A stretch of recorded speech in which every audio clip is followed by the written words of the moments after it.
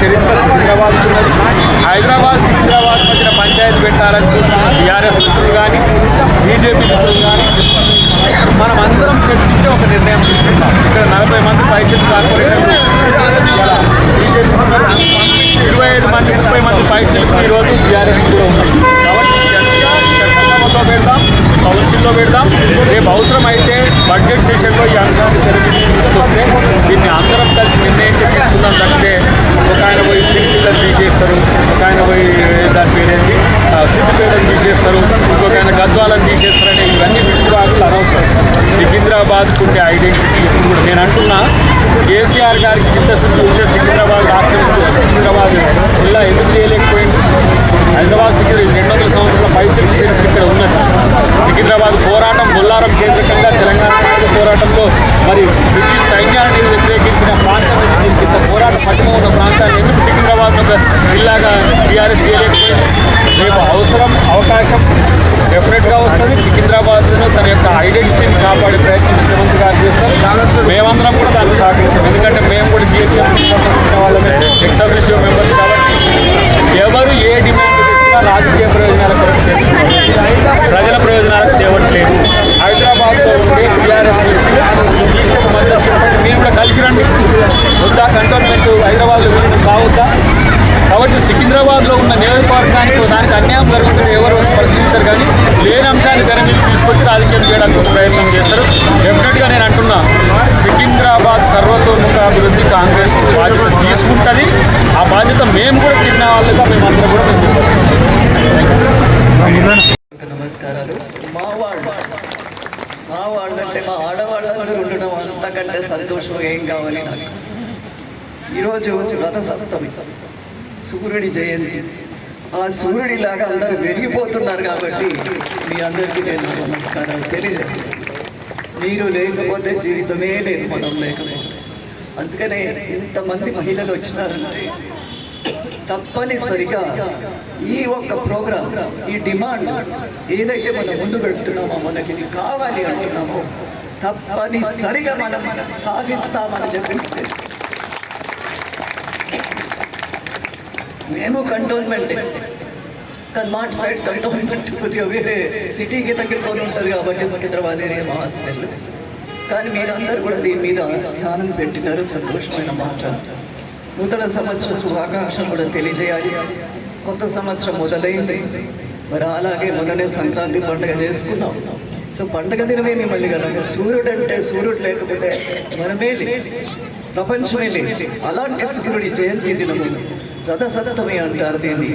ఈ ప్రోగ్రాంలో నేను రావడం నాకు ఆనందంగా ఉంది, నా అదృష్టమని భావిస్తుంది. మంచి విషయాలు రాగలుగుతాయి, మంచి జరుగుతుంది అనే భావం అవుతాయి. వీళ్ళందరి మీరు సమస్య మీకు బాగా తెలుసు. ఇప్పుడు కంటోన్మెంట్ ఇది చాలా పెద్ద కంటోన్మెంట్, మన దేశంలోనే 2వ పెద్ద కంటోన్మెంట్. బ్రిటిషర్స్ వెళ్ళిపోయినారు, ఇప్పుడెందుకు మీరు మమ్మల్ని పట్టుకొని ఉన్నారు? మాకు మా స్వాతంత్రం కావాలని చెప్పి మనం పోరాడు. ఇది కూడా ఒక స్వాతంత్ర పోరాటం. ఆ బోర్డు, కంటోన్మెంట్ బోర్డులో వాళ్ళ పెత్తనమే, ఆ కమాండర్ పెత్తనం చేసి వాళ్ళకు కావాల్సిన మనుషులని బోర్డులో పెట్టుకుంటారు. ఎలక్షన్లో కూడా మన వాళ్ళు కొంతమంది గెలిచినా వాళ్ళని చెల్లేది తక్కువ. ఇప్పుడు గణేష్ గురించి చెప్పాలంటే నిజంగా ఒక తల్లిలాగానే నేను మాట్లాడుతున్నాను. ఒక కొడుకు ఎమ్మెల్యే అయితే ఒక కొడుకు ఎమ్మెల్సీ అయితే, వీళ్ళిద్దరు నాకు ఏంటగా తెలిసేటువంటి పిల్లలు నా ముందే ఎదుగుతా ఉన్నారు.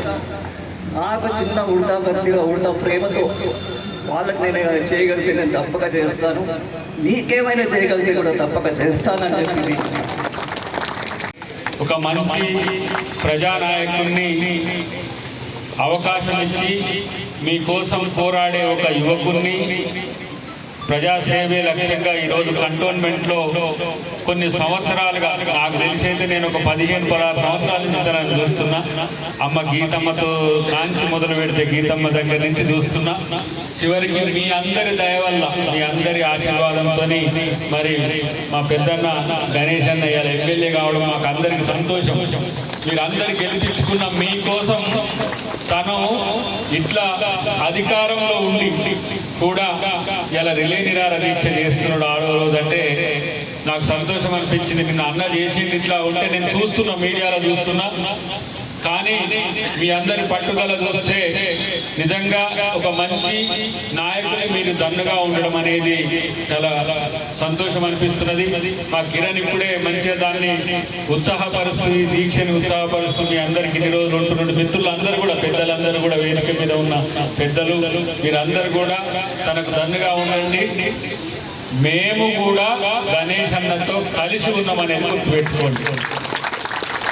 ఎందుకంటే నేను కూడా జిహెచ్ఎంసీలో ఎక్స్ అఫీషియో మెంబర్గా ఉంటా, తను కూడా జిహెచ్ఎంసీలో మెంబర్ ఎక్స్ అఫీషియోగా ఉంటాం. మేమిద్దరం పక్క పక్కనే కూర్చుంటాం. కాబట్టి మొన్నటి అంశంలో ఎప్పుడైతే 27 మున్సిపాలిటీలతో పాటు లోకల్ బాడీస్ జరగాల్సిన సందర్భంలో ఇది కేంద్ర ప్రభుత్వ పరిధిలో ఉండడం వల్ల మనకు జిహెచ్ఎంసీలో కలవకపోవడం వల్ల ఈరోజు నష్టం ఏం జరుగుతుందంటే, మనం రిజిస్ట్రేషన్ చేసుకుంటే 7 రూపాయలు కట్టే కాడ ఇలా 11 రూపాయలు కట్టాల్సి వస్తున్నది.